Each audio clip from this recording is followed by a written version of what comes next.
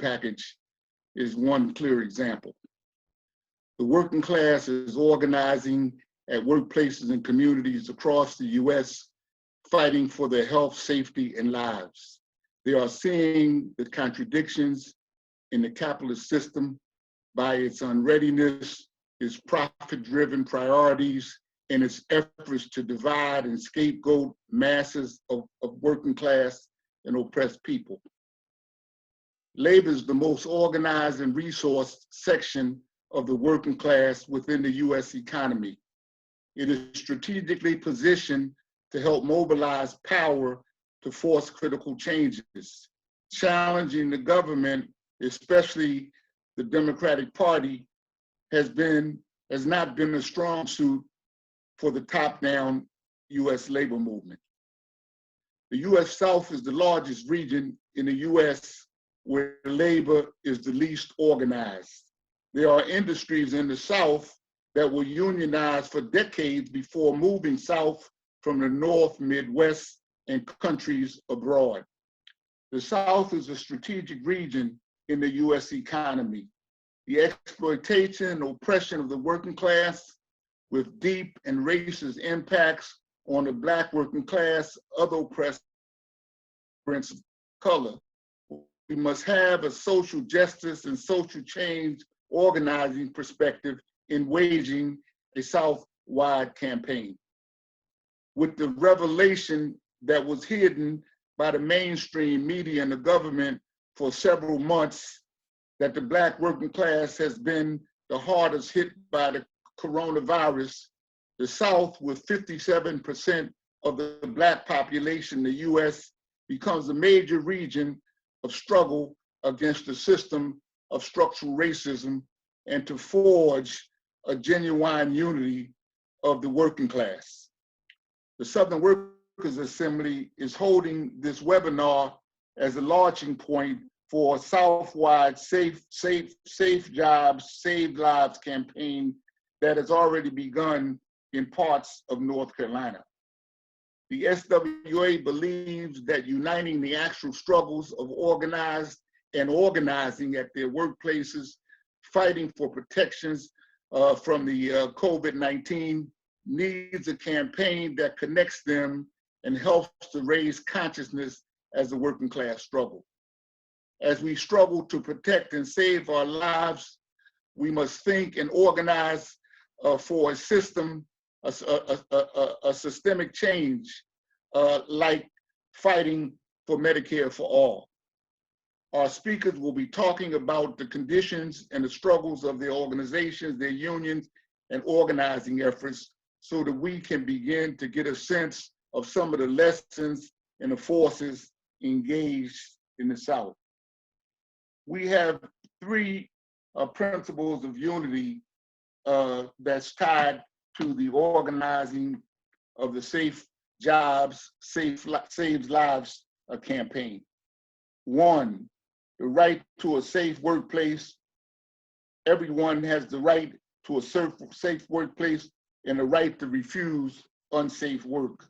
Two, building workplace organization and uniting with your coworkers in collective action is the best way to combat unsafe conditions, including building local workers organizations. Healthcare. Three, healthcare is a human right. Healthcare should not be tied to the employer. It should be provided to everyone, even those recent unemployed, the homeless, through a universal single-payer health system like Medicare for all. And all testing and treatment related to COVID-19 should be covered by single-payer public health insurance like Medicare, Medicaid here. While also recognizing that we need to immediately fight on employers to provide affordable health insurance coverage until the day this is won. We have a number of important speakers here today, and I want to introduce Sister Comrade Danielle Brown, who will be facilitating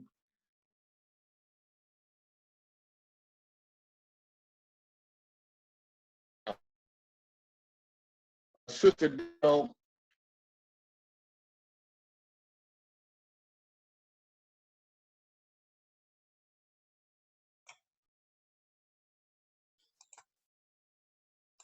Hello, everyone. I'm hoping this is working.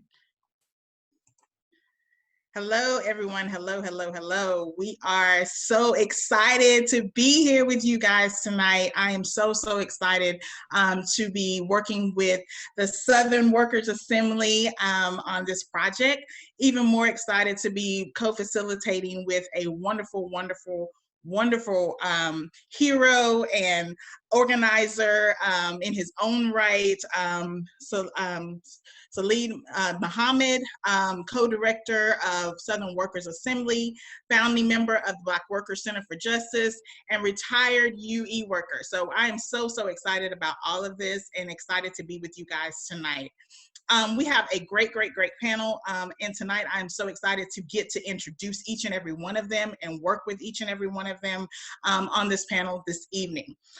So we're going to start off with our great and wonderful national president of UE, United Electrical Radio Machine Workers of America, Carl Rosen. Hi, Carl. Hi, Danielle. Thank you very much. Hello to everybody out there. Great. And Carl is going to be speaking about the labor movement to organize workers fight back in the face of COVID-19 crisis. So Carl, quick question. As a national president of UE, you, along with other officers, have issued a call of action to the labor movement to organize workers to fight back in the face of COVID-19 crisis. Talk a little bit about that and explain why that is so important. Sure, great, thanks.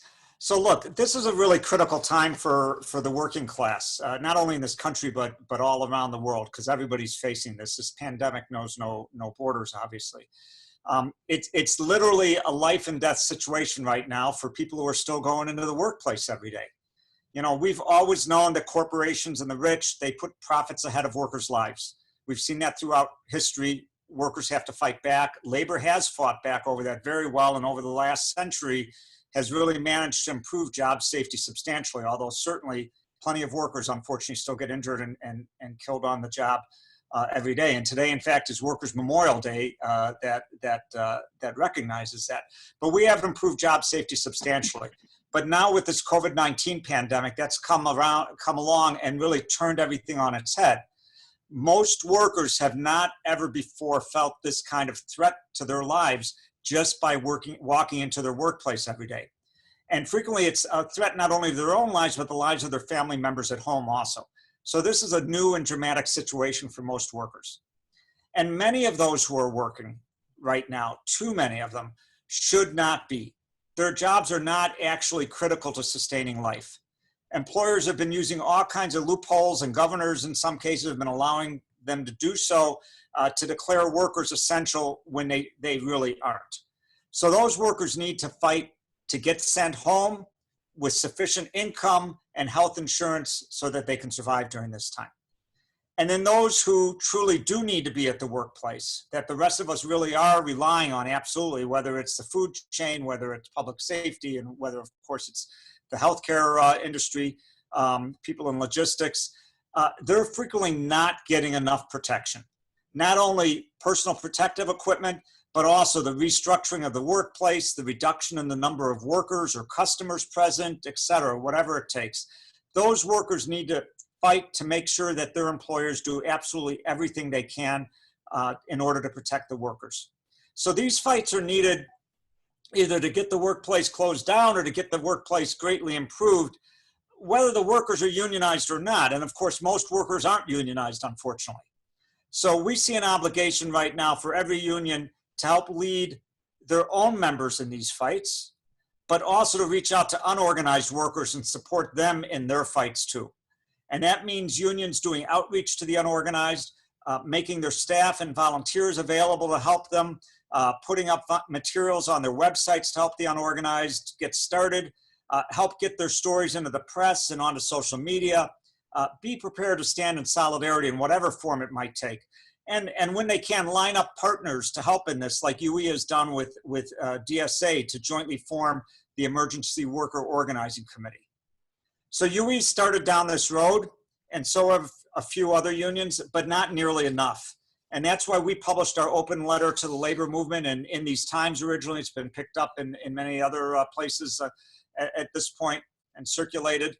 And what we see is if enough of labor comes on board, along with folks in the community who understand this and support these fights, then we have a chance to get enough workers into motion to not only save lives of workers right now, but also build the worker strength that's needed to organize and improve worker lives into the future. Unorganized workers who learn how to carry out these fights right now, they're going to learn lessons that last a lifetime. So getting workers into motion is really critical. It'll also create the political pressure that's needed to make the government respond to all of the things that workers need for both income and healthcare in a way that has not sufficiently been done yet. And what we're seeing right now is that this question of keeping unnecessary workplaces shut down, it's about to come into really critical forces as the right wing and some corporate forces are pushing to reopen the economy prematurely. They're cynically willing to let additional tens of thousands, possibly hundreds of thousands or more workers and their family members and the elderly, et cetera, die. Just let people die in order to restore business as usual, as they say. Well, there is no business as usual in a pandemic, and they actually know it. What they're really trying to restore is profits as usual. That's what this is about, and that's why we need to fight it. And they're exploiting the fact that the federal government has not delivered sufficiently on the financial support that's needed to allow millions of workers and small business owners to stay home and not feel the pressure to go back to work. They've, in many places screwed up the unemployment system. They've had a terrible rollout of these loans that are supposed to be grants for small businesses and let all kinds of corporations rip off a lot of the money. They've done all kinds of things to monkey wrench it and now create a situation where they have, some folks saying we need to get back to work. Even though it's a small minority, it puts some pressure there. We don't need to have this happen. There is plenty of money to make it possible to provide the basics of food, housing, utilities, and Medicare for everybody for an extended period of time. We have massive national savings that can make this possible. It's just that those savings in recent decades have all ended up in the pockets of the rich. That's the meaning of the extreme wealth inequality in this country. Well, now it's the time for those savings, which are really our national savings, even if they're in the pockets of a Bill Gates or whoever else. It's time for those savings to be spent to keep the people safe, to keep them fed, and to keep them healthy while we wait this out. But the way to have power to win that fight is to have workers organized to fight starting at the workplace. When we have workers moving in that way, that's when we can also win on the bigger agenda items like full financial relief from Congress. So that's why UE officers are calling on the rest of the labor movement to join us in this fight of our lives and organize the worker fight back that we need now. Thank you. Thank you, Carl. Thank you so very much for all of your hard work. None of us are at business as usual right now, as we have all been able to see that in the last 6 weeks, some of us 7, some of us 8, we don't know. We're just all waiting around to see what's gonna happen next. And we know all of you 246 participants that are on the call with us right now are waiting to see who is next. And I'm so excited to bring up Libby Devlin, National Nurses Organizing Committee and National Nurses United National Bargaining Director, and she's going to speak about the work of the frontline nurses that defend their lives and they fight for the PPE that nobody can seem to find and defend the lives of their patients. She is also the former Southern Region Director of NNOC and NNU and resides in Tampa, Florida. So she's got hopefully some good weather down there. Hi, Libby. Hi, Danielle. How are you? How are you? I'm well. I'm I glad heard you have a guest as well, so I'm not gonna go in on all that, but I heard you got a guest with you as well, so I'm pretty excited to see who this is. Sure, yes, we'll have at the end, Tasha, who's a nurse in Atlanta, is gonna be able to tell us a really interesting story about what's happening at her hospital. Awesome, awesome. So we've heard a lot about the nurses being on the front lines and fighting against the virus, and we appreciate you guys so much, and all essential workers that are working out here. We appreciate each and every one of you. What actions have the nurses taken to defend their lives, fight for the PPE, and defend the lives of their patients? You get a kind of a two-part question. So also, why is it important that the nurses are a part of this national union such as NMU and not get caught up in only the local fights? Sure, Danielle, thanks for having me here. I'm glad to be here with the Southern Workers. In the National Nurses United, we hold certain principles to be fundamental. We believe that the interests of the employer and the interests of the nurses are in opposition to each other. So in other words, the nurses' natural alliance is with the patients and the community and not with the employer and the healthcare industry. And so all of our work flows from that fundamental principle. When it comes to COVID, the hospital industry's interest, is in continuing to make money in spite of the public health crisis. The nurses and the patient's interest, of course, is in providing the needed healthcare to people who are sick. So this difference in priorities plays out in several ways, but the most damaging of which is that nurses and other healthcare workers are not being provided with the personal protective equipment that they need. The CDC, which is the Centers for Disease Control, who really should be the loudest voice fighting for disease prevention and the steps needed to stop the transmission of this deadly virus, have sided with the industry instead of with the workers. They lowered the standard required of the PPE based on what supplies were available and not based on what is needed to protect nurses and other healthcare workers. So when nurses get exposed to COVID, two things happen. One is they become vectors, which means that they are inadvertently spreading the disease to the next patient. The other thing that happens is that they get sick and they can no longer provide care to the people who need it. So it really does not create a healthy community when the caregivers themselves are getting sick. Nurses are literally fighting for their lives. As of this week, 63 RNs in the US have died from COVID. In our union alone, 450 RNs have become infected and 6 have died. In fact, we'll be holding a memorial vigil tomorrow night for a 33-year-old member who was a pediatric nurse and died of COVID in El Paso last week.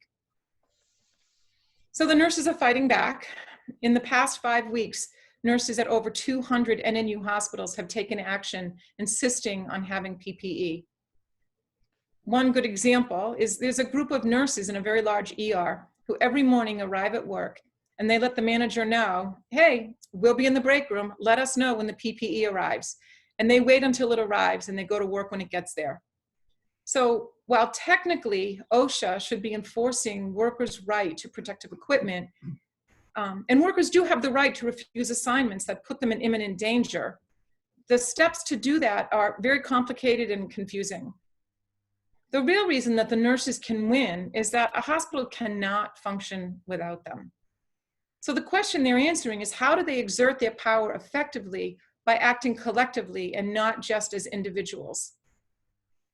If one nurse refuses to take an assignment, well, we all know what happens to her. Mm-hmm. When they act together, though, nurses can win.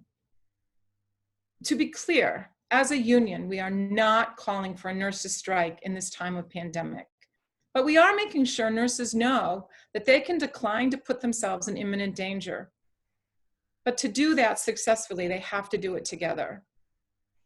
The last point I wanted to make is that on May Day, this Friday, nurses at over 150 NNU hospitals will be doing simultaneous workplace actions, demanding PPE and a safe workplace for themselves and their patients.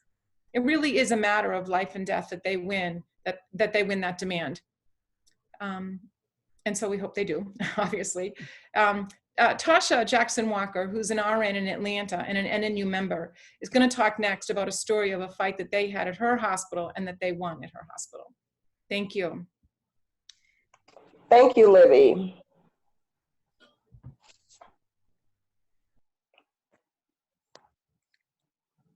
Tasha, go ahead. Thank you, Libby. Yes, thank you so much. Yes, it is a pleasure to be here, and certainly here in Atlanta, unlike all over the world, nurses are definitely concerned about having appropriate PPE, which for our hospital here in Atlanta, recently, April 17th to be exact, we took a public action that was a collective action both by nurses as well as some of our other sister unions. And we spoke to our hospital concerning the need for adequate PPE. PPE, not just for nurses, it was about our patients and certainly about our community. This action was held out front of our local hospital, where we had great collective support, as well as we had media coverage. We talked about the need to have masks, to have gloves, to have eyewear, to have gowns. N95 masks specifically are very important, and not just a surgical mask that nurses are being given to wear, because the studies as well as the reports are showing that a surgical mask is not just the appropriate mask for the COVID-19 virus. We did this collective action by mass communication, emails, by one-to-one communication. We did flyers.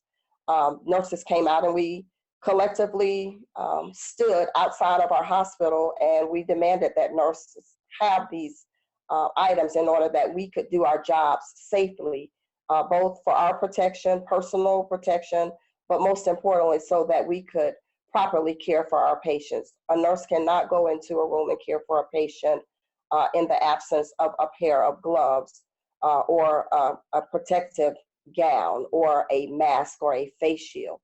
These things were essentially important, and they are vital to our providing care. With this action, we were able to express that without these things, we could not do our job. We could not provide care, and that is what we've taken an oath to do. So in essence, that the facility would enable us from doing our professional duty to care for the patients. This was a very successful collective action. This action resulted in our hospital not limiting nurses to having one mask per week on a COVID unit, to being able to have a mask per day, or a mask as often as they needed it in the event that the mask was soiled, that they had contamination. And these were some very important wins. Also, nurses that are not working in direct COVID units were told that they had to only wear a surgical mask, where we are not sure who is COVID positive, because you could be positive without a temperature or any of those symptoms that have been identified. So we have delighted in knowing that we have the ability now to be able to get a mask as needed. The PPE is not being rationed out as it previously was, when you had to go and pick it up on a weekly basis and give an account for how many staff members you had. So we're very delighted to say that this action resulted in a positive turnaround in nurses being able to get more available PPE. We are still fighting to get additional PPE and to have more available, but we are very delighted that we have been successful with this action. Thank you. That's amazing. Thank you, Tasha. Thank you, Libby. But I have really one quick question for you.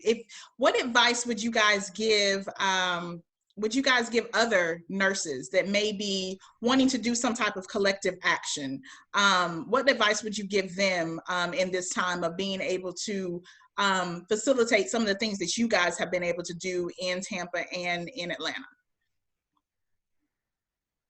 I would say that nurses just need to unite. They need to be collaborative in their efforts, and certainly united force and solidarity is extremely important in being able to move the pendulum, because of course, if we don't speak out, we won't be heard. And of course, we were cited as being, there was a very few, is what the article said, there were only a few nurses, but we have been able to have global attention to this very few number of nurses, as they indicated. However, that wasn't quite the fact.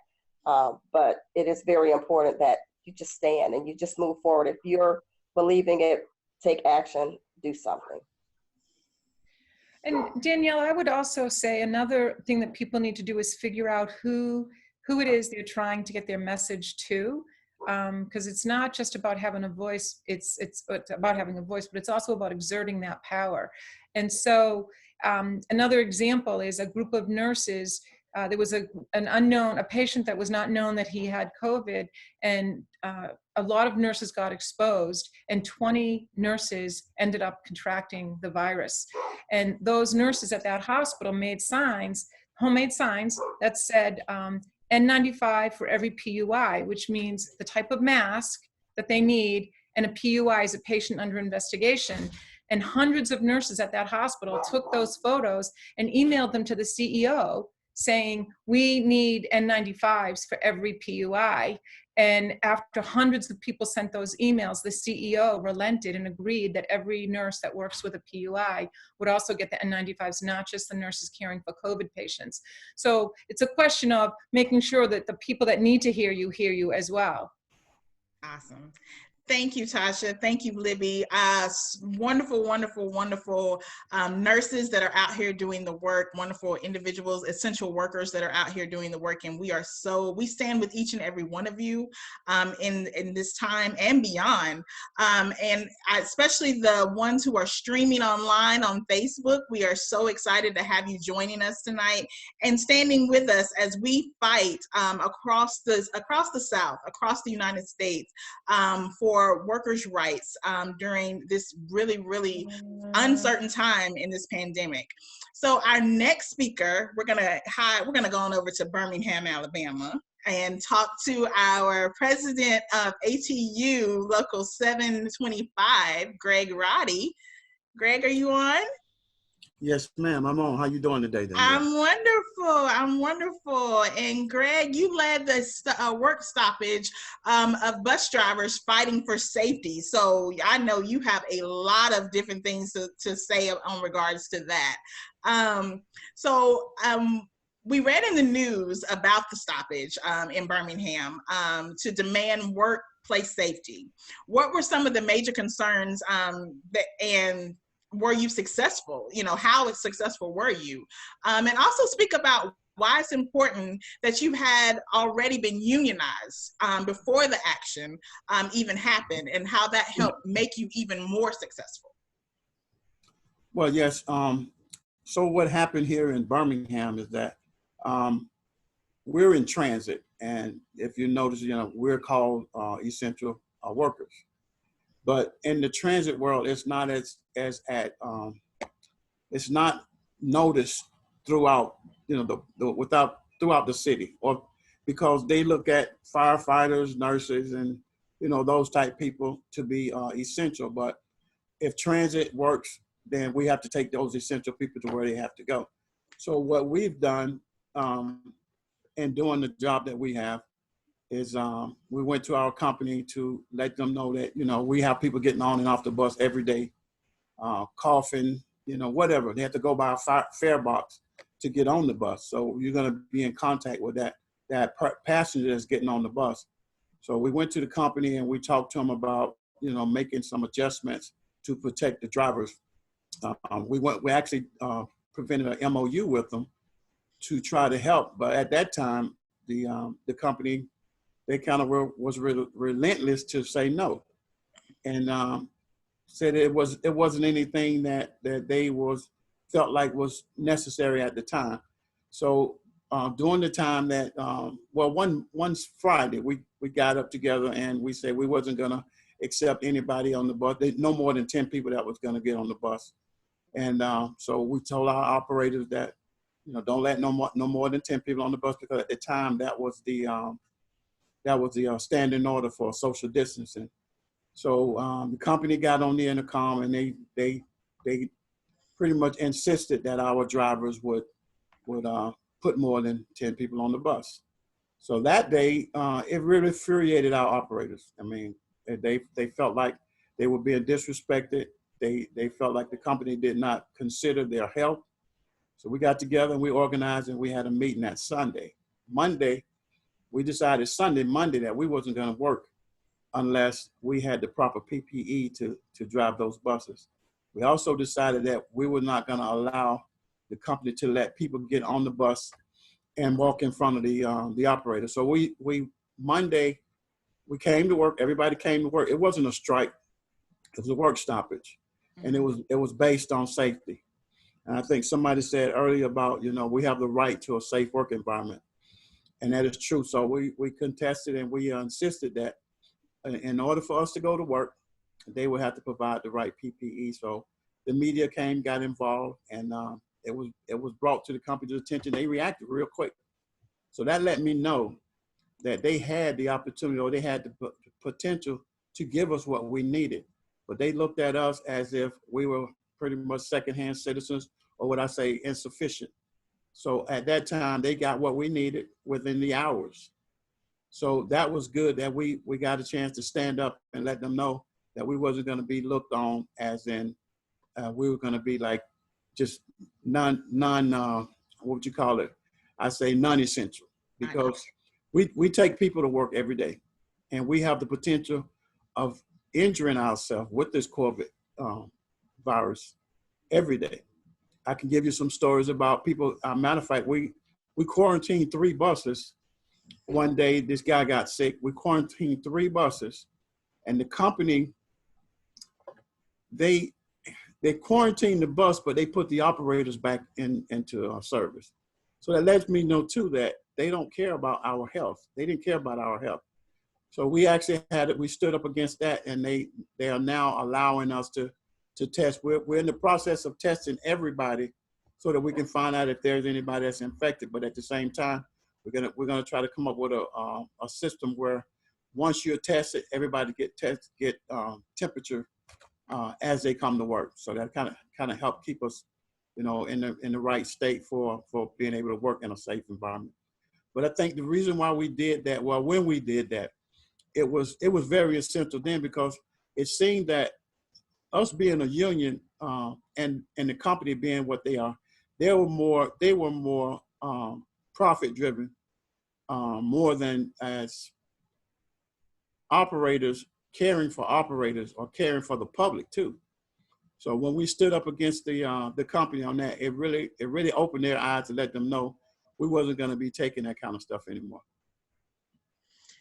Thank you, Gregg. And I just want to be clear, you guys did a work stoppage, not a strike, a work stoppage. Right. Right? Based absolutely. On safety.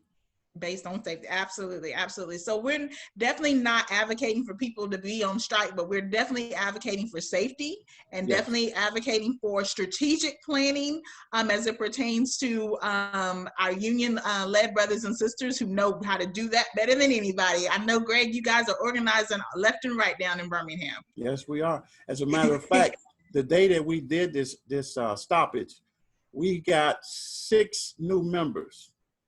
So that was like organizing at the same time. So that was good. There you go. Thank you, Gregg. Thank you so very much. And thank you guys for all the work that you are doing in Birmingham. And guys, if you have questions for our panelists, we know we have 259 people on the call as of right now that are registered that we can see, and plus numerous people that are streaming live. We cannot take everybody's questions verbally, but we can take your questions in the chat or in the Q&A. We're gonna ask you to utilize the Q&A so that we can get your questions captured and we can have them for the open forum that we're going to have in just a little bit. So if you have any questions for any of our panelists, please put them in the Q&A, and we will do our best to get as many answered as we possibly can during that time. And so now I'm so excited to be bringing up someone that's from North Carolina. I'm a little biased. What can you say? Ajamu Dillahunt. Ajamu, are you on? I'm here. Hey. Hey. Ajamu is a retired local president for the American Postal Workers Union and currently the education director of the North Carolina Council of APWU. We are so excited. He in his own right, is a hero, just saying. One of our North Carolina heroes. Ajamu, quick question for you. It appears that Republicans are using the pandemic to attempt to privatize and destroy the U.S. Postal Service. What are postal workers doing to address that? We've seen a lot of things in the media. We've seen a lot of things online and on social media, but can you tell us what they're actually doing to address that? And you guys have also launched a national petition that's among the rank and file to defend postal worker safety for COVID-19. Can you also explain the response and the challenges that you guys have had with that petition as well? Sure. So first, let me say, as we commemorate the 50th anniversary of Workers' Memorial Day, we pay tribute to those workers who lost their lives on the job in 2019 and unthinkable numbers that have died during this crisis. Those frontline workers in healthcare, transportation, and delivery are suffering greatly. And as of last week, 54 postal workers succumbed to the virus with over 1,200 known infections and thousands in quarantine.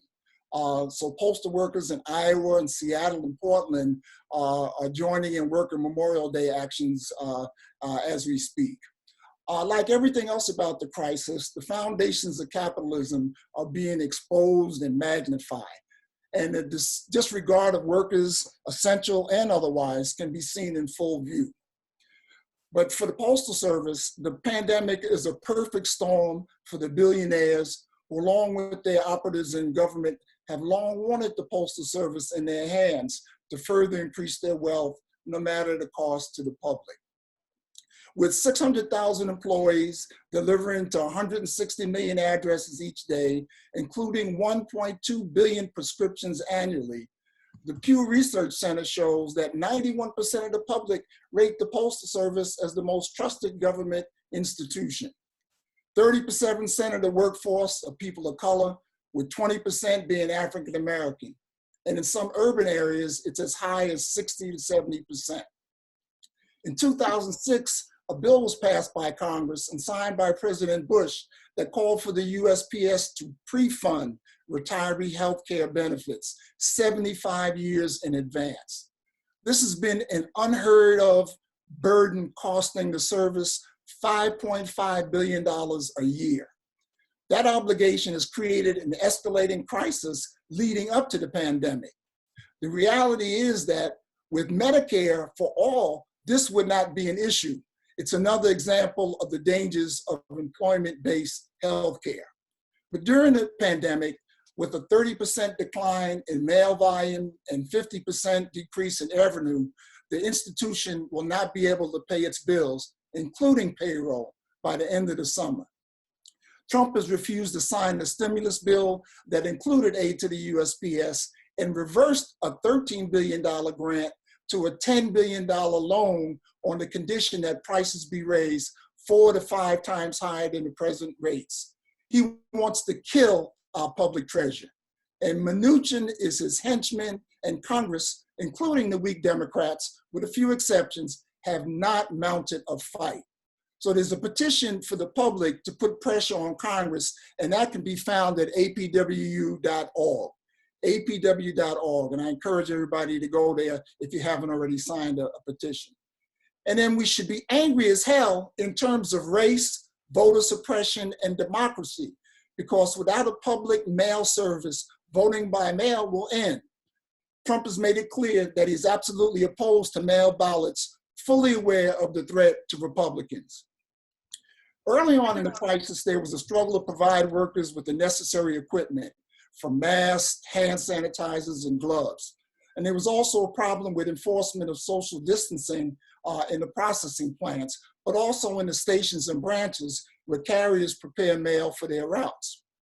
Workers also reported insufficient cleaning and disinfecting with a strain on the regular custodial staff. So rank and file postal workers initiated a Facebook group for postal workers that has 20,000 members and created a petition to protect postal workers that quickly rose from 40,000 to 90,000, and probably 40 to 50% of those are postal workers. Here, though, we see the need for power at the shop floor level. The national unions, although quarantined themselves, managed to negotiate very good memorandums of understanding that went beyond the safety provisions of the contract. They related to sick leave for dependent care, sick leave for non-career employees, temporary cleaning services to augment the custodial staff, and the right to refuse assignments if an employee felt it was unsafe.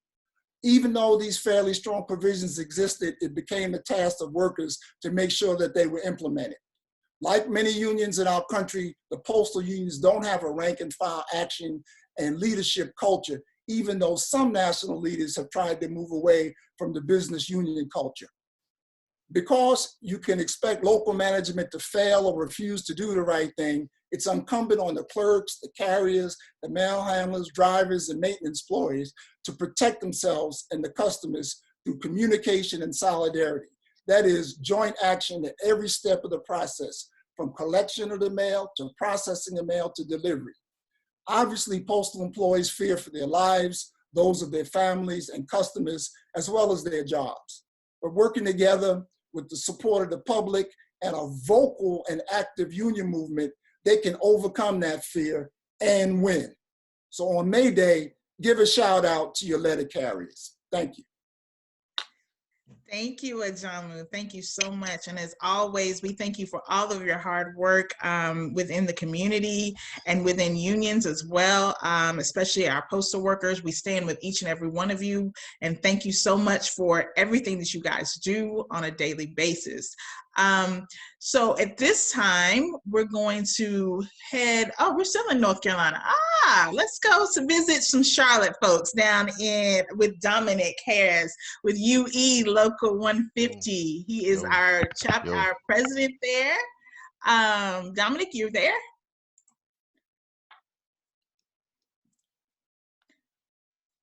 Let's see. Trying to get Dominic on. Yeah, I'm on. Hey, how are you? I'm all right. Good. So you work as the crew leader for the Charlotte Workers Department. You're the president of the Charlotte City Workers Union, UE Local 150. What? I see a lot of your members on tonight as well. So your local is organizing city workers across the North Carolina. How have you guys helped to tie the work together across the state in this moment? There's a lot going on. So how have you guys worked to do that? And why is it important to not just be in one workplace in this industry, but organizing across the industry statewide and regional? And what's the approach with all of that? Well, I'll just walk you through what actions we've been taking. There's been a lot of them, and we've been doing our best just to fight back as much as we could. We started with a press conference led by state mental health members held on March 16th at the governor's office in the state capitol, where we delivered broad demands for all workers, including expanding unemployment insurance, granting universal paid sick leave, Medicare for all, and PPE. This led to the Department of Health and Human Services reaching back out and setting up regular meet and confer with our members and DHHS, and they've continued those meetings bi-weekly. And we sent letters to the politicians and city managers in Charlotte, Greensboro, Durham, and Raleigh, demanding Medicare for all, PPE, double time hazard pay, and split shifts, so workers wouldn't, have to come in all together bunched up, so we can, since we are essential, we can have different shifts and different time where we go in to further reduce the risk of coming in contact with COVID-19. I also like to mention that the second person in North Carolina to pass away was an African American sanitation worker in Raleigh. He was a former union activist with UE 150. His name was Adrian Groves. This led our Raleigh city chapter to draft his own demands, deliver to the boss, and to do a press conference to speak to the boss through the media. Got their attention and fixed a few things, including lowering number of workers on a truck down from 3 to 4 to, again, further uh, uh, uh, reduce the risk of contracting COVID. And so they got it reduced from 3 to 4 on truck down to 2 workers on a truck. On April 3rd, we did a sticker day. Over 1,000 workers in state universities, mental health facilities, and the municipalities, and the Cummins diesel engine plant were stickers on the same day that said "Safe Jobs, Save Lives." We took pictures, posted them online, had a lot of people like them, let them know that we were still out here fighting, let them know that safe jobs do save lives. So that should be one of the top demands of all workers across the United States, especially here in the South. Charlotte, down here in Charlotte, what we did was reach out to the STS members that we have, because that's a specific industry. Reach out to them to get some of their questions and concerns and to gauge their actions and to interact with their leadership, their managers and supervisors, to make sure that those guys are getting treated right and getting all the PPE that they needed. Well, unfortunately, the leadership down there had a few twisted things going on in their head, such as firing one worker that was making masks, and they just targeted her. So we were trying to fight for her and do a few things for her. A few of those members down there actually got around her and stood up for her. But I don't think anything positive came for that. But I do wish her the best. But we were able to secure through one of the city councilmen, we were able to secure some cloth-made reusable masks um, that we were able to distribute out to the to the membership, to a few of our members down here in Charlotte. Um, we also called for sanitation workers call. That's how we stay in contact with our membership. Since we're in so many different divisions, we'll do specific calls for them, especially in this case where we decided to do that. So we reached out to sanitation workers and found out that they were going back away from their AB list. Their AB list was a 1 week on, 1 week off, again to reduce the risk of contamination uh, for uh, for those workers. So we found out about that and we began to organize a little around that. We sent a second letter out demanding that they don't stop the split shift scheduling, and also again demanding hazard pay and PPE. Because what they were doing was having 200 workers show up on that Monday to go into the same building, touch on the same doors, and again to go work in trucks where they're only given one mask, a single Clorox wipe, and like a Tic Tac bottle full of hand sanitizer, and they was expected to make that last throughout the week. So we put together a few demands to that, and the city replied and said they would start working on that. Um, we did phone calls, in-person meetings, and then we also did a press conference to highlight it. We got the press down there. I spoke, a couple of the other leadership in Charlotte, including Michelle Dunlap and Craig Brown, spoke to the leadership, to the news, letting them know our list of demands. We good, got some good uh, exposure due to that action. And we really got out there. A lot of people contacted us about joining the union, so we actually turned that into an organizing event too. Our online petition went into effect when we found out the city was reacting to us in Charlotte. So we ended up getting 300 plus signatures on that online petition that went straight to the emails of city council and the city manager, um, demanded that they free up the 16% of reserves, which is a total of $116 million to reward workers who they consider essential with hazard pay. We end up getting a 5% hazard pay increase um, for all workers that are considered essential.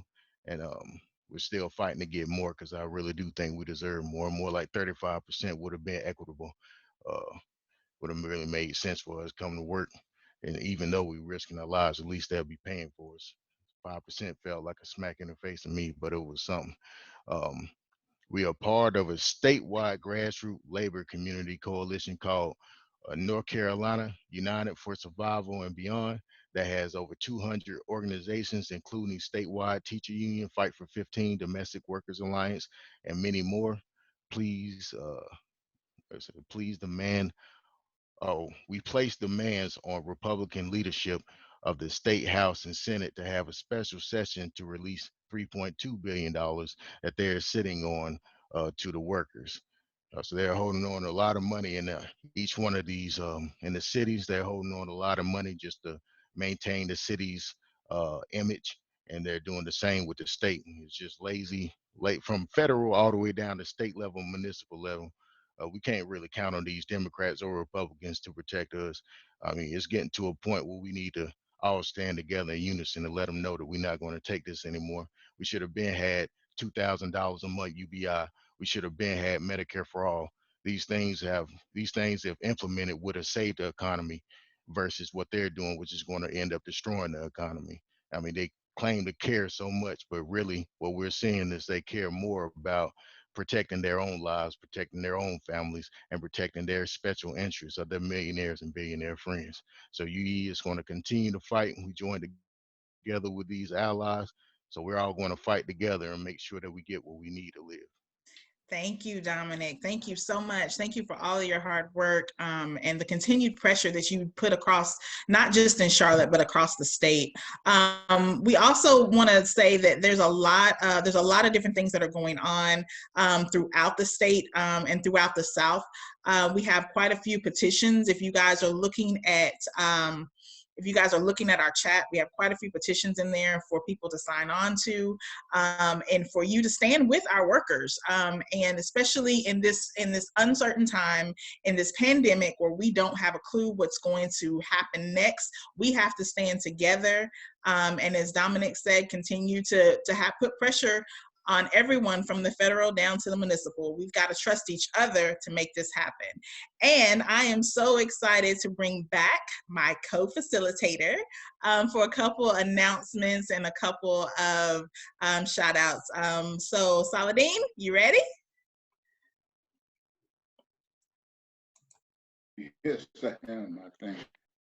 Well, we've heard some important reports or stories about what's happening to various workers in various sectors or industries, and the struggle that's taking place there.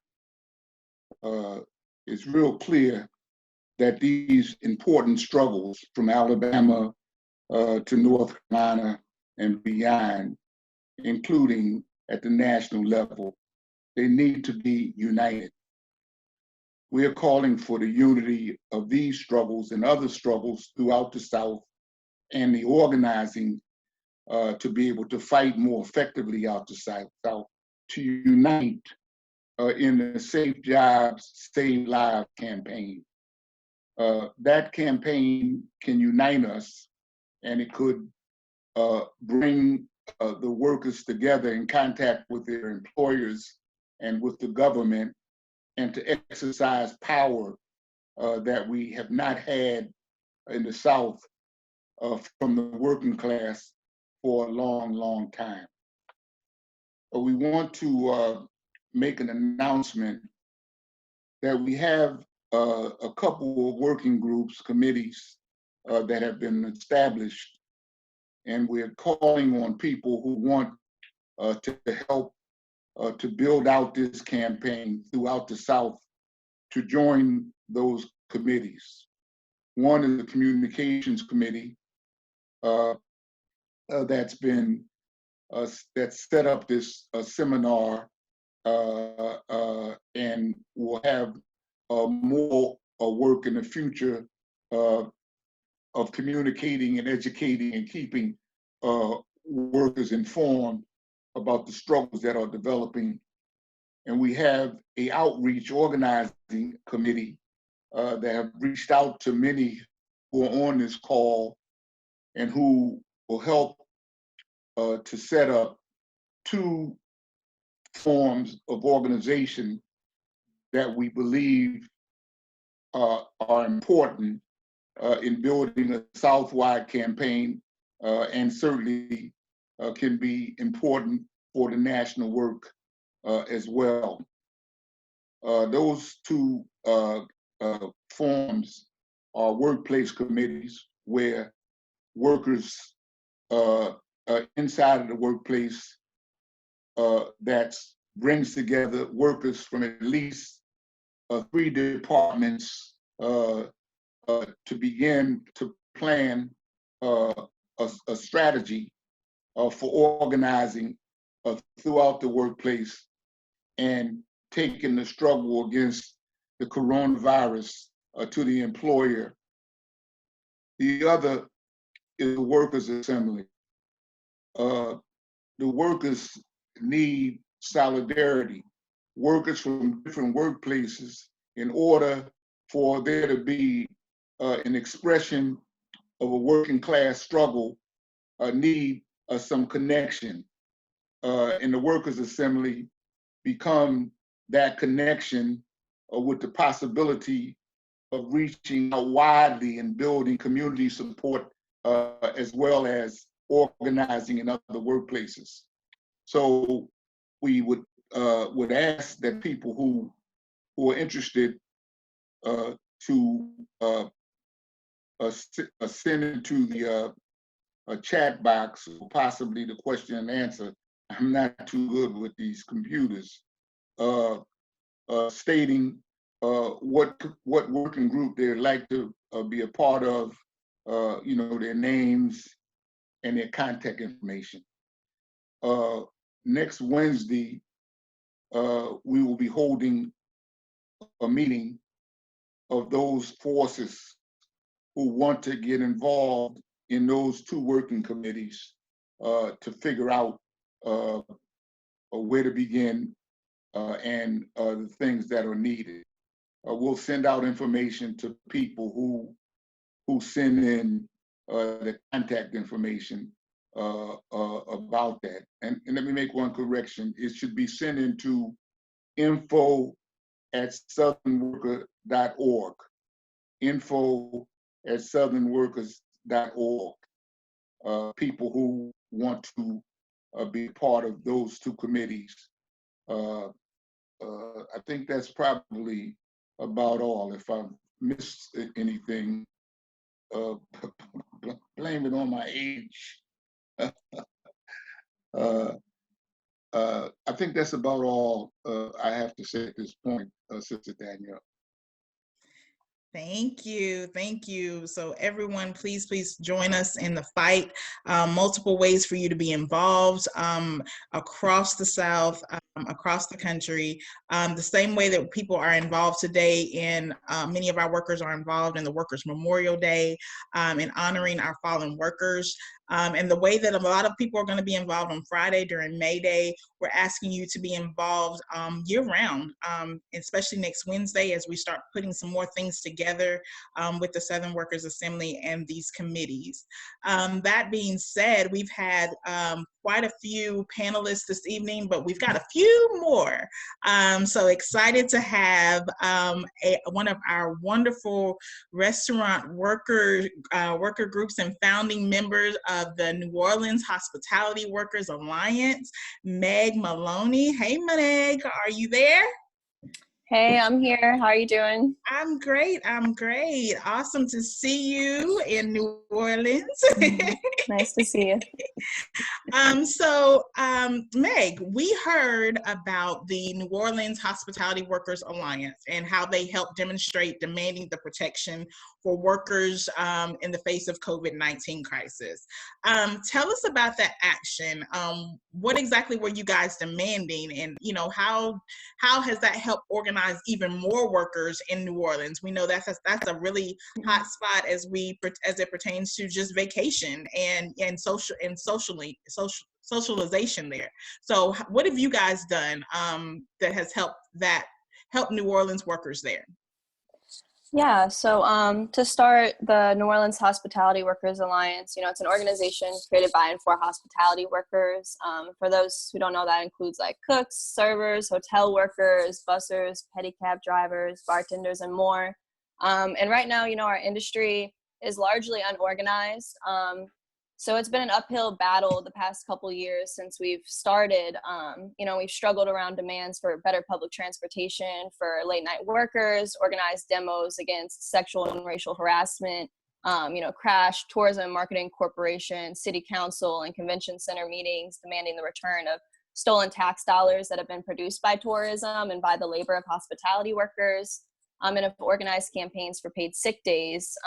Members of the Hospitality Workers Alliance and the New Orleans Workers Group, we've put forth demands in response to the COVID-19 crisis before it even reached New Orleans, such as paid sick days, a moratorium on evictions and utilities, a freeze on rent and mortgage payments, and access to healthcare, and particularly paid sick leave and healthcare. That's a huge issue in the hospitality industry, particularly as workers that are serving food to, thousands of tourists. Following up that, we held a demonstration in front of City Hall on March 9th, which was also the same day the first case of COVID-19 was announced in New Orleans.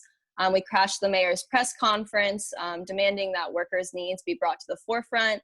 That action was actually really helpful in spreading word that we existed to other workers, because every media network shows up for the mayor's press conferences. So we've had a lot of workers that have reached out to join since that action.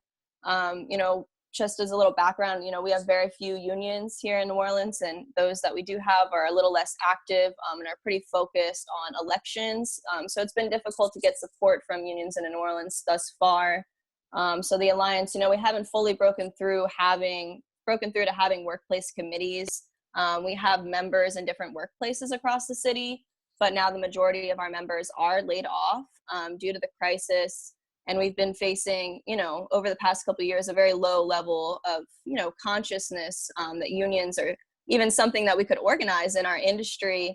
Many people are completely unaware that workplace organizing is even something we can do, myself included, not so long ago. So our goal is to break through this and to get organized in our industry. And 2 days after our action on March 9th, many of our workplaces either switched to takeout only or closed completely. So most of our members are temporarily laid off with no guarantee of a job to return to. Some people have gotten unemployment and others have gotten nothing. We're very aware that the federal government is throwing pennies to workers while, giving over $8 trillion a week to the banks. We've been organizing workers around unemployment issues, helping each other to file, discussing collective problems we're having, and pushing demands to further expand unemployment to the mayor and governor via flooding their office with emails and calls. Right now, we're up against the possibility of about, tens of thousands of hospitality workers being permanently laid off. We don't know who's going to get their jobs back or, what those jobs will look like, considering the rest of the events for the year are canceled, like Jazz Fest and French Quarter Fest, which, we rely on for income. We support the cancellation of events, but are aware of the rippling effects that it's going to have on the hospitality industry. many of us are going to be left without jobs, and others are going to be returning under worse conditions and in desperation. We really want to create a situation of workers uniting in the face of these developments and not allowing us workers to be pitted against each other for jobs and shifts, whether the city reopens or not. That money that came through, usually via tourism, before the pandemic isn't likely to return right away. So this capitalist crisis is really highlighting the need for, us workers to get organized more than ever before. And its toll has definitely increased class consciousness for workers in our industry as well. More and more people are interested in getting organized.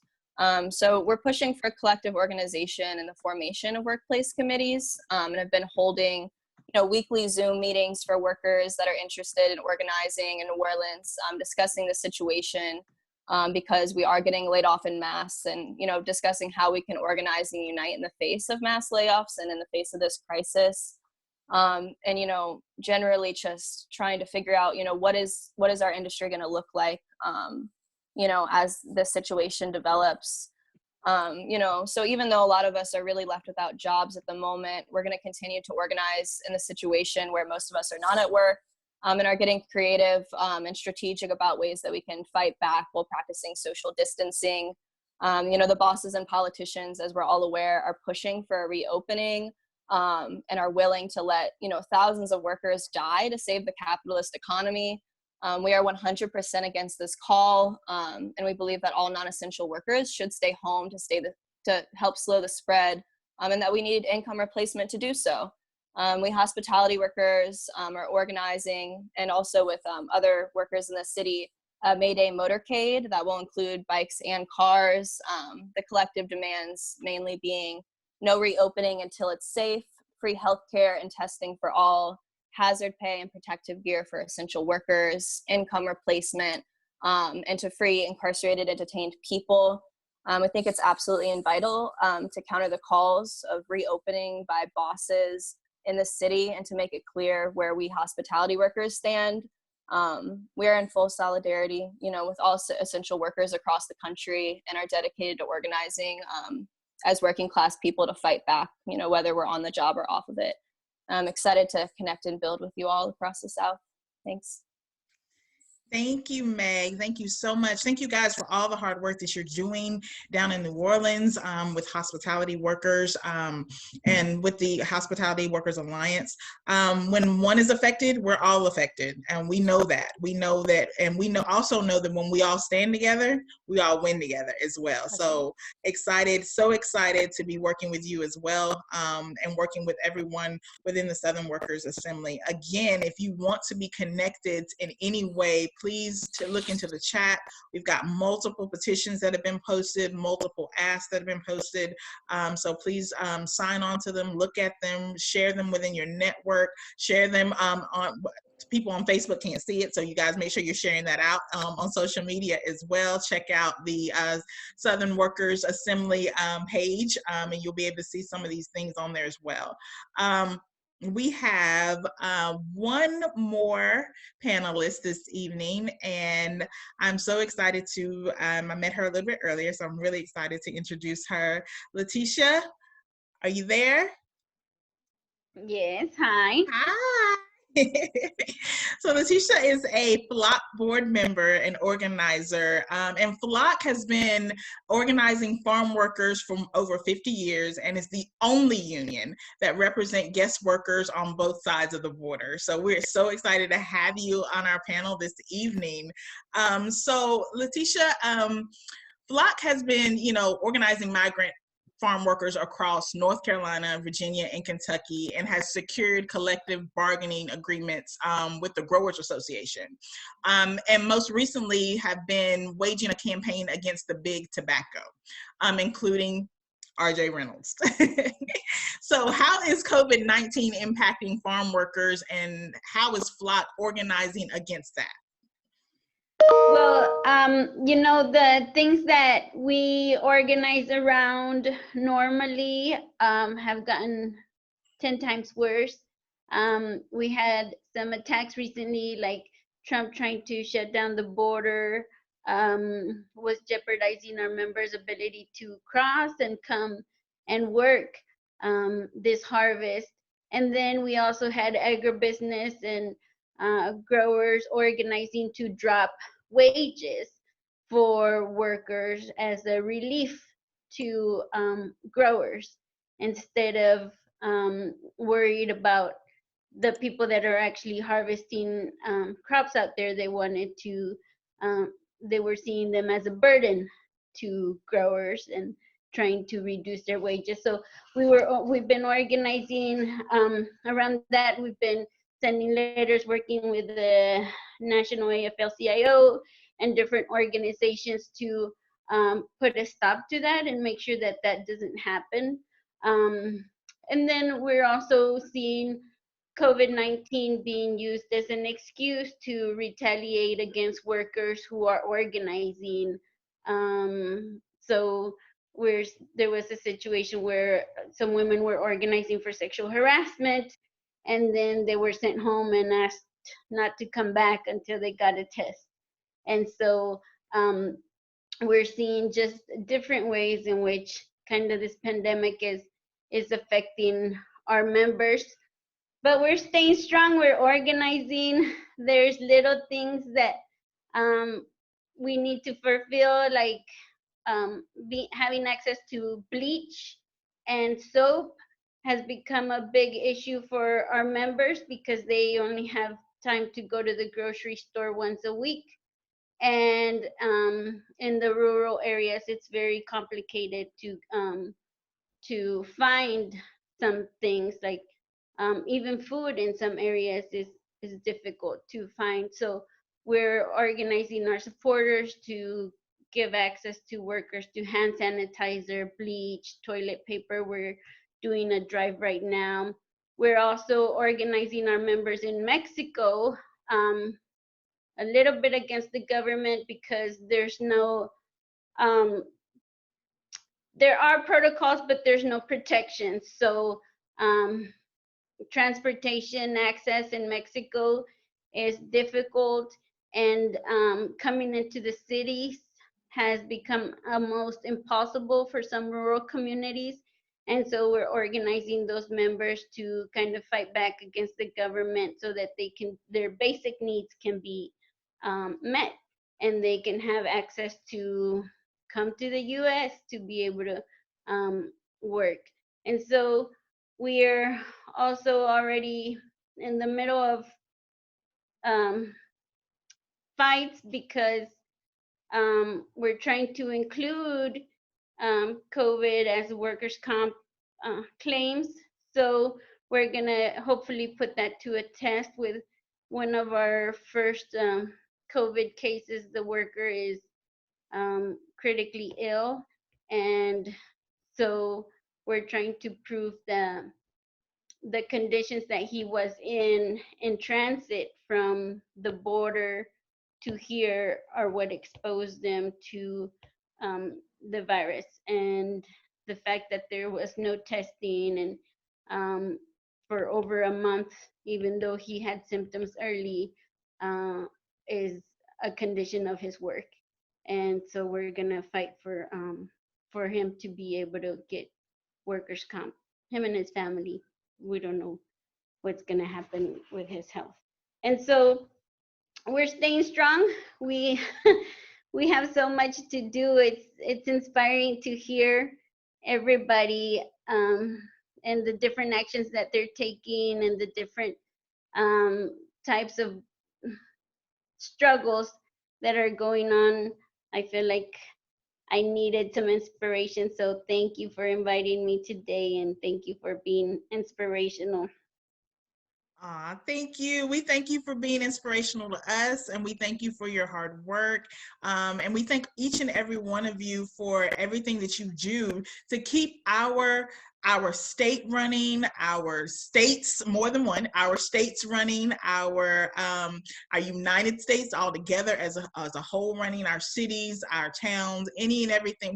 We appreciate every single essential worker that is out here putting in the hard work and making sure and working so that we, some of us don't have to be outside and be and can be safe. So we want to thank each and every one of you. We also want to look at the chat or the Q&A. I'm going to turn it over to Dante, who has been diligently working our Q&A and has also been making sure that all of the information is being put in the chat for tonight, as far as all of the information you guys are sharing for us to take a part of. Dante, are you there? Yeah, peace. Hey, Danielle. Thanks so much for your awesome facilitation. Yeah, this has been really a tremendous call. We have about 30 questions. We're going to try to get through a couple of them. One of the pieces that one of the panelists we had hoped to come was going to speak on, as Comrade Saladin spoke about earlier, was this question around the importance of building local workers' assemblies. And there's been a lot of work that a lot of organizations on this chat have done over the past several decades. Here in Durham, we've been building for about 2.5 years a workers' assembly to really bring together, led by largely Black worker organizations, the Domestic Workers Alliance, the Durham City Workers Union chapter of UE 150, the Fight for 15. North Carolina AFL-CIO has signed on, and Duke Graduate Students Union and many others that are here have been building these solidarity networks here to support workers on the job. We had to first support workers building their own organization and finding their own boss and taking it directly to in their own workplace. But in building these workers' assemblies, there's a lot that can be done to broaden out and to create the conditions so that other workers can organize, particularly in the South here, where North Carolina goes back and forth with South Carolina being the least unionized, around 2-3% in the state. There's a lot of union growth, so there's a lot of new organizing that we have to be done. And so training up a cadre of workers that might be in one workplace, but that can come and show up and support workers organizing and sharing the skills they've built to build organization in their workplaces. And to take on, to confront the boss and to show up when needed. And so we've had a really tremendous experience here in fighting and building, also building class consciousness. So people aren't just stuck in the economism of their own workplace, but seeing themselves as a working class and all the struggles, whether it's police brutality, whether it's climate justice, fighting racism, fighting, for rent, for a tenant union against abusive landlords. We've been engaging in some of this work and other struggles. And so from this call, we do want to think about if there's one or two other cities across the South, where we have clusters of people on the call tonight that might be interested in building a workers' assembly. We want to, one of these committees we're setting up, we want to have that to support you from afar. It could be in Atlanta, it could be in Austin, it could be in Miami, it could be in another place where we have folks. We have a tremendous participation. Over 460 people have registered. And so we do want to follow up, and if people are interested in being interested in building a local workers' assembly or being part of helping others build a workers' assembly, please, again, put your email in the chat. Email us at info@southernworker.org. We want to plug you in and help build in your local area. But we do, with the last few minutes, we do want to get to a couple questions and answers. We do have a really strong working class soldier on the line here, Brother Fernando Figuer from down in Jacksonville, Florida, who is a UPS driver and has been building his Teamsters local to fight, to the employer. I don't know, Fernando, we're gonna, had a couple comments as I try to figure out which questions we're gonna try to answer. So Fernando? Yeah, thanks, appreciate that. My name's Fernando Figueroa. I live in Jacksonville, Florida. I work for UPS and I'm a proud rank and file member of Teamsters Local 512.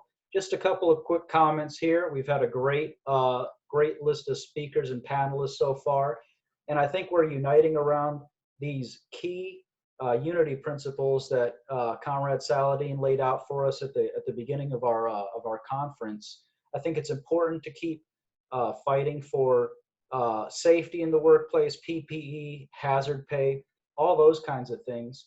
Here in Jacksonville, in our experience, we've had a lot of success bringing coworkers together to file grievances jointly through our union structure and trying to sum up these struggles with our coworkers. You know, organization is the main weapon of the working class, and by summing up these different struggles that all of us are going through, we're able to better bring out the lessons and you know, teach people about the system we live in, teach them that the boss really isn't their friend, even if they want to give us pizza every other Friday or something like that. You know, in Jacksonville, the local 512, our UPS Teamsters, is the largest private sector union in the city, which also happens to be the largest city in the United States by land mass, because they incorporated the county and the city into one entity.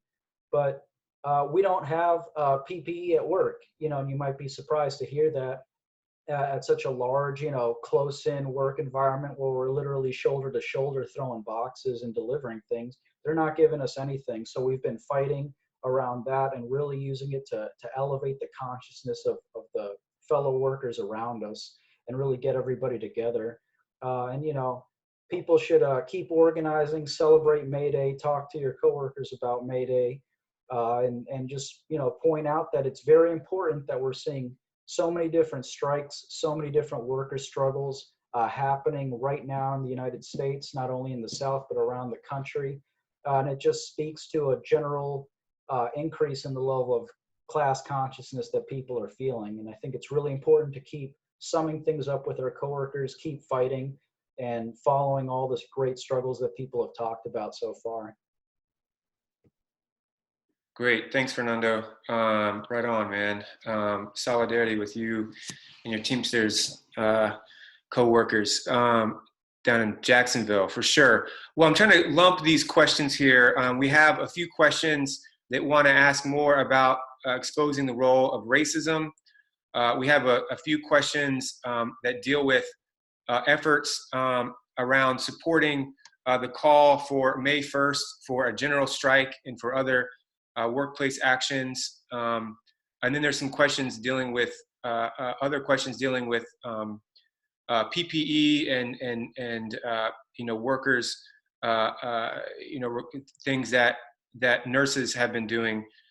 So I don't know, you know, why don't we, you know, if anyone on the panel wants to speak to this question around exposing the role of racism played during this crisis, particularly the disproportionate numbers of infections and deaths of Black and Latinx communities, like we're seeing in Charlotte, we're seeing in a lot of southern cities, but around the country, Detroit, Milwaukee, Chicago, compared to the general population, as well as the environmental racism we see in the South and the environmental justice movement. You know, I'm just trying to read through. Would anyone want to speak to that question?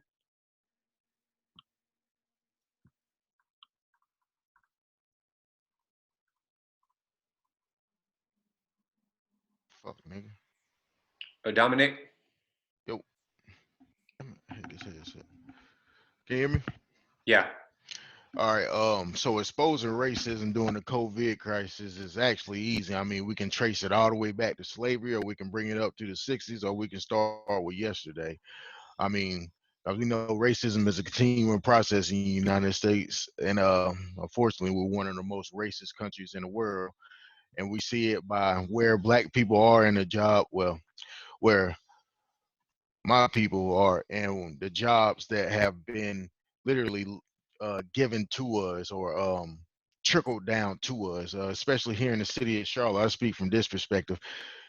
I say 89% of Charlotte is Black people. 89% of us, the Charlotte workers and workers in our union, is almost 100% Black.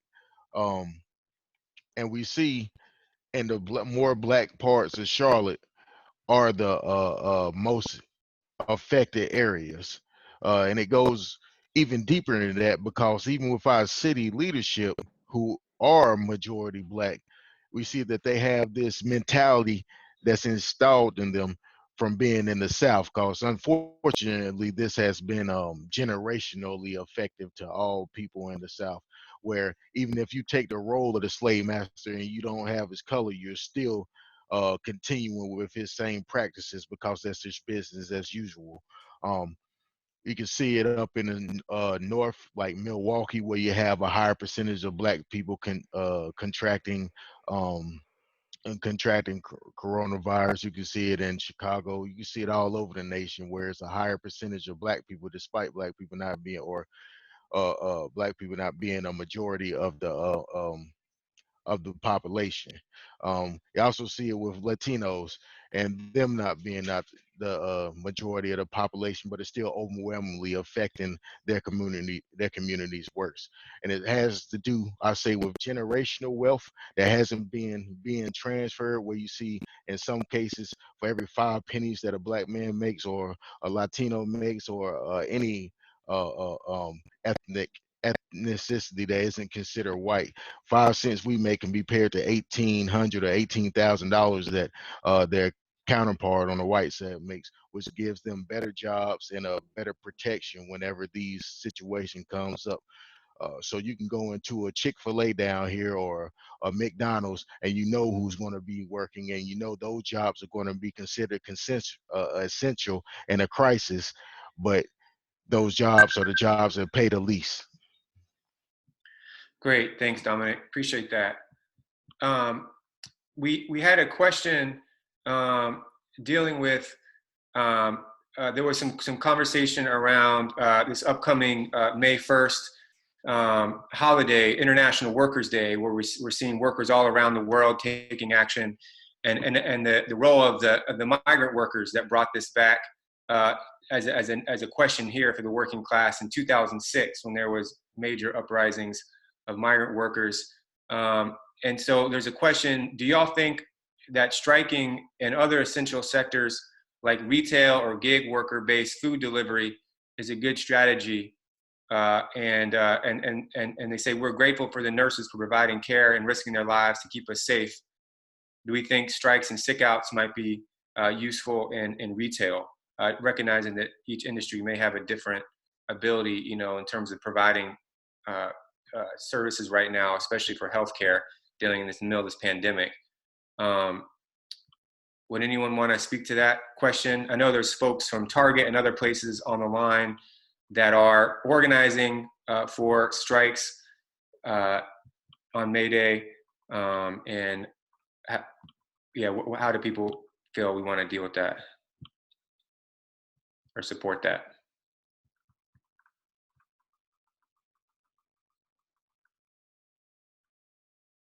Ajamu? Yeah, well, I think it depends on the sector. I'm not going to speak to retail. They can deal with that. But it depends on the sector that people are working in. And essential workers that you talked about in terms of healthcare and some of the others, they're going to be working. Postal workers, other delivery folks and whatnot. But those who are in non-essential jobs and who are being forced to work, this is the opportunity for them to stand up. To stay away if they can.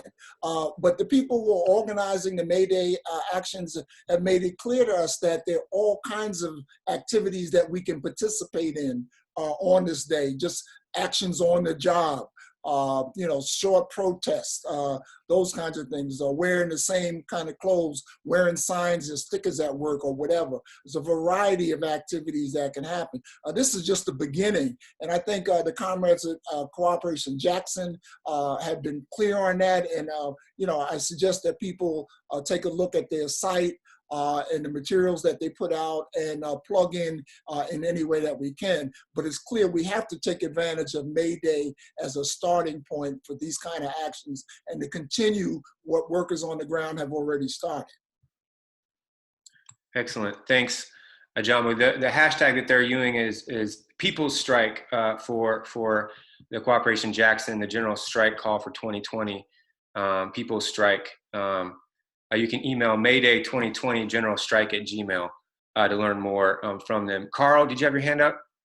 Sure. Yeah, I just wanted to add on this question of strikes in retail. I think you have to look at those very different than a lot of other essential workers, and very different than, for example, those in healthcare, where people's lives are immediately dependent, and the nurses have taken a position that they're not going to strike at this time, and we understand that they're going to have a lot of pent-up demands. I would expect that as we get through this crisis, the nurses are going to have some fights they're going to want to take on, and I think all of us need to be prepared to come out and support them in those at that time, even if it involves striking at that point. But right now, the situation for retail workers is very different, because in most cases, there's more than one store in any particular area, particularly in the bigger cities. And I don't think there's anything wrong with workers in one store, or maybe even one chain of stores, making an example of that employer for not doing what's needed to protect their lives and to protect the lives of their customers, and calling them out on it. If that means workers walking out,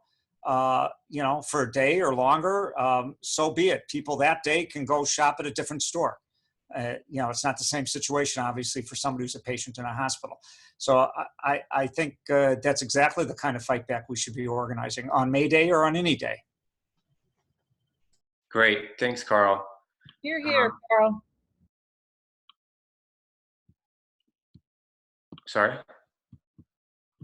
I was just saying, here, Carl, here. Yeah, right on. Right on. So there's a question here about climate. Are Southern workers taking into account the likelihood of the effects of climate crisis, such as massive crop failure, more diseases, massive displacement, and migration? In other words, what can be done to increase community care and prepare to meet basic needs as COVID runs its course?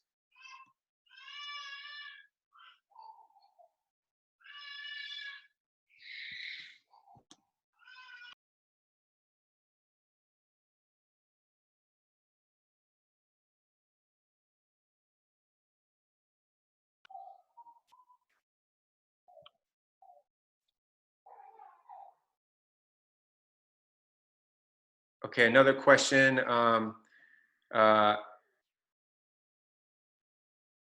What can we do to help hotel workers of corporate welfare company like Ashford Trust that just got a large scam from the PPP loans that are meant for small businesses? They laid off 95% of their workers who don't work for them but work for the CEO's private family management company.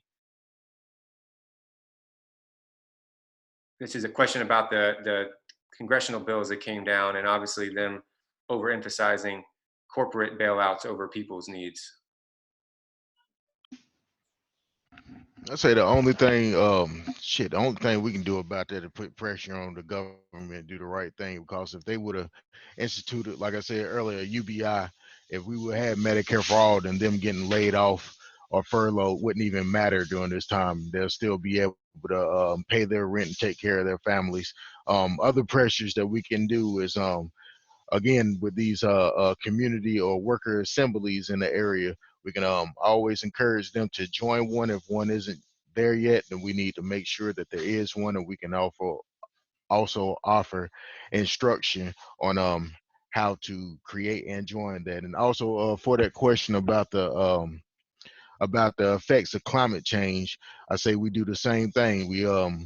We all need to join together and make sure that we're fighting for the right things, because our government doesn't always have our best interests in mind. They're often held to the account of their corporate masters.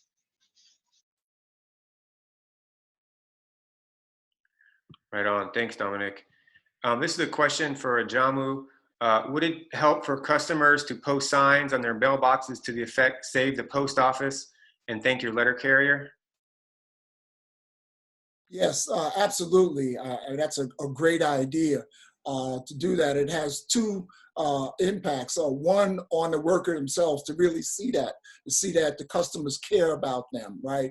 But it also is an organizing tool for your neighbors to see that, the letter carriers are important and that they need support. And the next step, of course, would be to organize neighbors to, sign petitions and to get in touch with their representatives as well. A sign on your mailbox, if you live in that kind of suburban community, a lawn sign is good, or going back to old-fashioned, pasting leaflets up in public places. All of those things would be important at this time for people to be seen. Because I've seen too many discussions about frontline workers and essential workers that leave out postal workers. So I think it's important that that be done now. Thanks, Ajamu. Maybe this is the last question. We might have to close up soon. And Saladin's going to give some closing remarks, sum up this conversation. We do have one question for Meg. What do you find are some good ways to bring class consciousness to workers who may not be familiar with workplace organizing or even think that it's possible? To that, I mean, I think it's a long-term process of, we have to be talking to our coworkers and raising these things and meeting with people outside of work to have these conversations. And the best way a lot of times also is just to, showing people through action. Whenever we're taking the initiative to get organized and fight back, for example, like that action, crashing the mayor's press conference, other workers see that and, it's something that a lot of people haven't seen before, and they want to become a part of it, and they're interested in, how they can do something similar. So, and we do a lot of things in New Orleans, as far as just pasting up a lot of agitational posters outside of workplaces and around neighborhoods, flyering, outside of workplaces and throughout the French Quarter. But, the most important thing is just having, one-on-one conversations with workers about the fact that organizing is something that we can tangibly do if we just, unite and come together to do it. So. Great, thanks, Meg. And thanks everyone for the questions. Sorry we couldn't get to everyone's questions. I tried to combine as many as I could, but I appreciate everyone's engagement, an incredible amount of thoughtful questions. And hopefully we can continue to build with you all and answer more through the struggle and building these committees. So I'm gonna hand it over to Saladin to close us out with some closing remarks. Well, this has been a very important webinar, identifying workers who are engaged in struggle and open to learn lessons from other struggles. We think it's important to unite workers in the South as a strategic region in the global economy.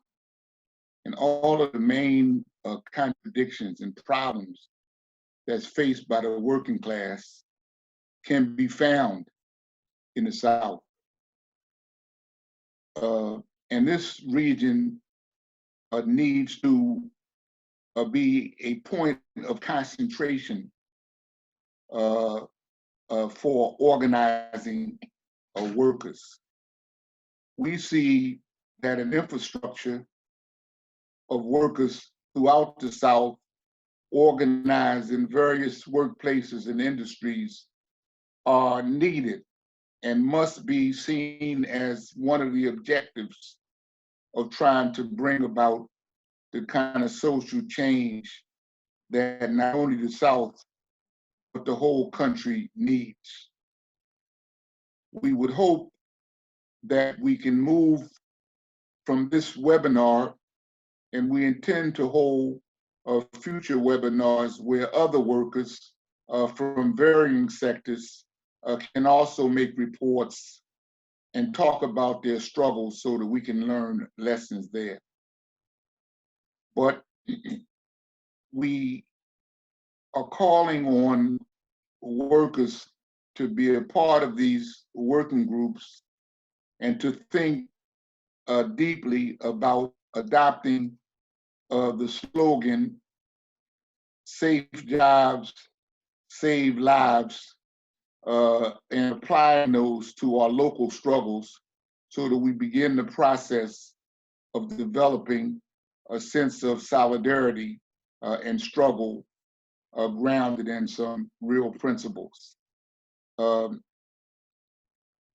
think the Southern Workers Assembly, since we were formed in 2012, in trying to build a network of Southern organizations and contacts to really build a rank and file labor movement, sees this webinar as an expression of our continuous efforts to organize the South.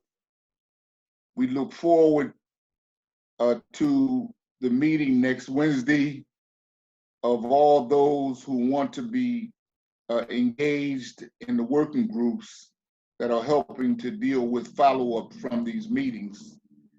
And we will notify people about the next webinar or general meeting, and hopefully we will find more ways to have more people to be able to participate. Thank you, comrades, and the struggle continues. Thanks, everyone. Y'all have a good night. Thanks for joining us. Organize the South. Organize the South. South. Organize the South. You know, I heard on one webinar where